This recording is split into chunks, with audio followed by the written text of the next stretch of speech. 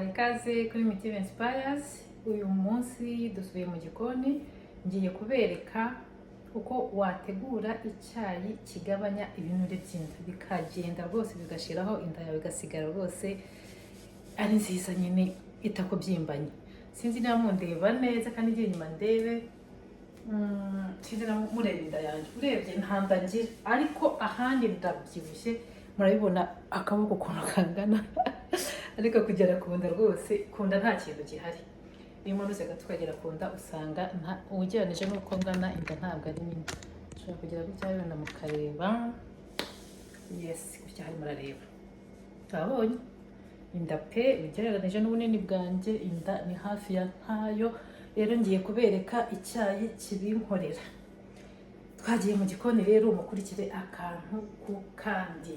Dore naje mwikanze umubiri neza rwose, dore ubundi ndayabona murabizi ko hano biba bibyimbye ukuntu, ariko rwose hamwe n'iki cyayi rwose inda yanjye ntayo ntabwo ari nini, ni iyi nyine y'abamama, urabona nyine ufashe na gutya. Twagiye rero mu gikoni mbereke.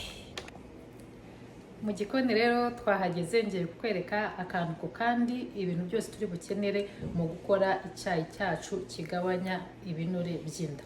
Iki cyayi rwose nugikurikiza ukanywa bino bintu ndakubwiye, mu gihe by'ibyumweru bibiri byibuze inda nini nyine ibyimbye izaba itakikurangwaho. Ukimara no kukinywa byonyine uhita ubyumva. Rero turi buze gukenera amazi, tugiye gukoresha igikoresho cyacu amazi litiro 1.5 niyo nagiye gukoresha ubu ngubu, litiro 1.5. Ushobora gukoresha iyi ngiyi utayifite, washyira no mu gasafuriya nta kibazo, ugashyiramo gatogosa nyuma ukayungura ukajya nyine unywa nk'uri kunywa icyayi. Muri litiro 1.5 rero turaza gukeneramo rosemary, kugira ngo abenshi bakita ngo ni kateya ariko nyine ni rosemary. Ngiyi homare ziraboneka ahantu hose mu maduka. Nayishyize muri kano gacupa nako namazemo ibirungo, kuko ngewe izo ngora kenshi zigura mu dusashe, urumva ariyo maze kugapfundura nkakoraho akenshi bubikika nabi. Niyo mpamvu uducupa twanjye maramo ibirungo nyine natwo ntabwo njya ntutakaza. Rero turaza gukenera utuyiko tubiri muri litiro 1.5 y'amazi.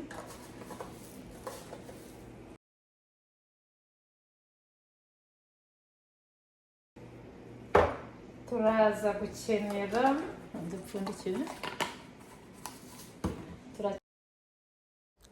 Aha rero turakenera akayiko kamwe ka cloves.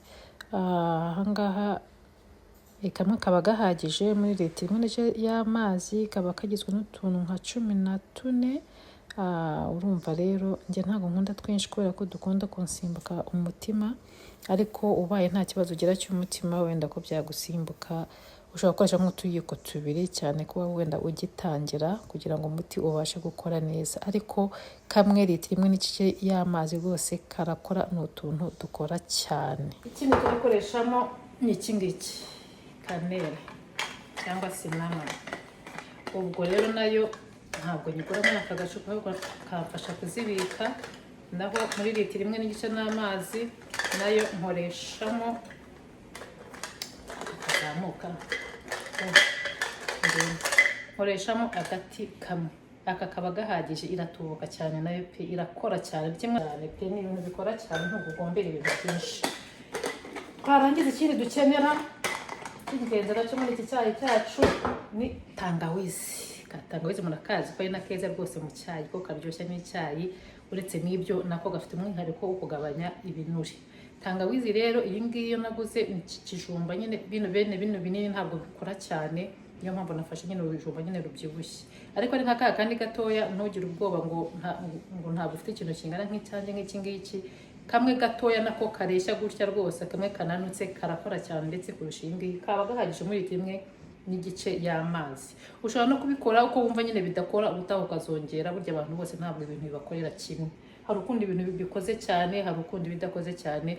Gatangawizi rwose uzagashyiramo ku buryo kumva ku kigero cyawe, ni keza cyane.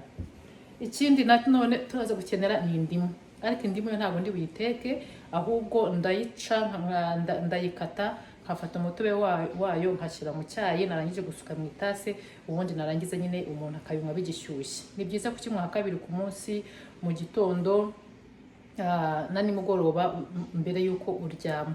Unabishoboye no mu masaha yo masaha 9 uri umuntu ushaka kugabanya ibiro koko wakinywaho kugira ngo kigukupire apeti, kigukupire inzara, ntuze gusonza cyane. Ukakinywa nk'amatasi 3 ku munsi. Utafite umwanya 2 ku munsi arahagije, iyo mu gitondo ucibyuka niyo ku mugoroba ugiye kuryama. Ngayo nguko rero ngiye gukata iyi tangawizi nk'utuntu dutoya. Ushobora kuyikata utuntu duto cyangwa se ukayisya, ariko ngewe ndayikata kubera ko n'ubundi iyo mbishizemo hano ngiye ntago bijya gushira nkoyemo nk'inshuro nongeyemo amazi nk'inshuro zigera kuri 3 kuko bitubuka ibirungo bikirimo. Amazi ashiramo ya mbere, bwa kabiri nkongeramo nk'indi litiro y'amazi, nayo ikabira bikarangira, bwa gatatu nkongeramo nk'ikindi gice cy'amazi nacyo kikarangira. Umva nkambibyaza umusaruro rwose mari cyumweru ndi kunywa bino bintu gusa byose uko bireba hano. Iki gipimo nkoze cyonyine, urumva rero ni ibintu bitubuka n'ubundi ntabwo wavuga ati nzajya bikora hehe, bizagenda gute. Nka rosemary nk'abantu bashoboye kuyibona kwa kundi n'ubundi utashoboye kubona iyi ngiyi yumye, wabonye imwe yo muri jaride yawe mbisi ukuye ku giti, byaba byiza nabyo wayifata nyine ukayinywa ukayikoresha. Batindire rero tangawizi rero ndayirangije, ubwo nyine ngiye gushyira mu mazi duteke. Inkoze yanjye ifite kano kantu kayungururamo imbere, iyi keto, ariko itagafite watereramo gutya ubundi ukabiza, cyangwa se uko nakubwiye ugashyira mu isafuriya ukabiza iminota 15 bikabira koko, ukumva ko bishizemo na 15, wangiza ugatereka ku ruhande indi minota nka 15 bigakayuka neza. Ubundi warangiza nyine bya byose biba bigishyushye, ugafata icyayi cyawe ukanywa, ushatse waruyungurura. None uko uzajya ujya kukinywa ukajya ubanza ukagishyushya, kaba keza iyo gashyushye ugashyira mu gatasi, cyangwa se ugashyushya kuri ya safuriya nanone ukaza kongera nyine ukanywaho. Iyi kaneri ndayivuna kubera ko ari ndende kugira ngo ujyemo neza hano hasi. Na twa turongo twanjye tundi nayo napimye natwo ndamenamo hano muri kano kantu kayungurura, ni keza cyane ngaka. Ubundi narangiza nashyira muri kafetiyeri tugateka, nta kindi, nta bindi bintu birebire. Nkapfundikira litiro mwanjye n'igice y'amazi, murayibona hariya. Tangawizi yambaye nyinshi nayisaziye, nabonye yabaye nyinshi. Ubwo nyine turaza kureba. Keto yo irikupa, iyo gihiye irikupa, ubundi umuntu akaba yareka wenda nk'iminota nk'itanu, nanone kikabanza kigakamuka neza, kikavamo neza. Ubundi warangiza ugasuka mu itasi yawe ukanywa. Mu gitondo washaka kongera kunywa cyangwa nimugoroba ugashyushyamo gakeya, ugafata ukongera ukinywera gutyo. Amazi yashiramo ibirungo byawe ntuzabijugunye, uzahite wongera ushyiremo, wongere ubicanire, ushyiremo amazi bitewe n'igipimo ushaka. Ushobora kongeramo nka litiro cyangwa igice, wongere bimwe wakumva bitagikora neza ukabimena ugasimbuza ibindi. Ngayo nguko rero naho mu kanya tuza kunywa icyayi.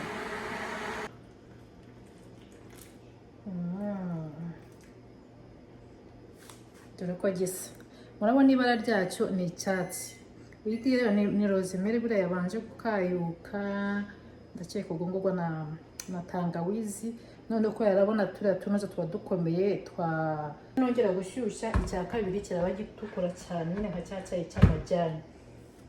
Ngayo nguko rero dore icyayi, muryoherwe. Ushaka wakongeramo ubuki, niba ushaka kugabanya inda ariko ntushyiremo isukari, nta cyizere ntiwugirira, mpfa kukinywera aho ngaho. Mba numva kiryoshye, hamwe n'indimu kiba kiryoshye. Nakumva nkeneye akantu k'akaryohe, mpashyiramo akayiko k'ubuki gatoya. Aha rero nanije gushyushyaho agatasi ka nimugoroba. Murabona nyine ko byahise bitukura, za cloves zashonze neza na ya kanere, umva byazanye jus yabyo. Murabona ko icyayi noneho gitukura, wagira ngo nashyizemo amajyani kandi ntayo nigeze nshiramo.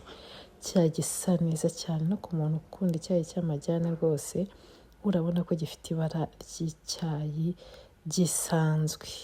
Iki cyayi rero ni cyiza pe, urakinywa aha noneho umuti wose urumva wagiyemo, ibintu byose byamaze kugeramo, urakinywa ukumva umerewe neza. Aha rero nta kindi wongeramo, uhita wongeramo indimu nk'ibiyiko 2 by'umutobe w'indimu binini cyangwa bitewe n'uko uzikunda, ubundi warangiza ukinywera ukaryoherwa. Hehe n'inda nini rero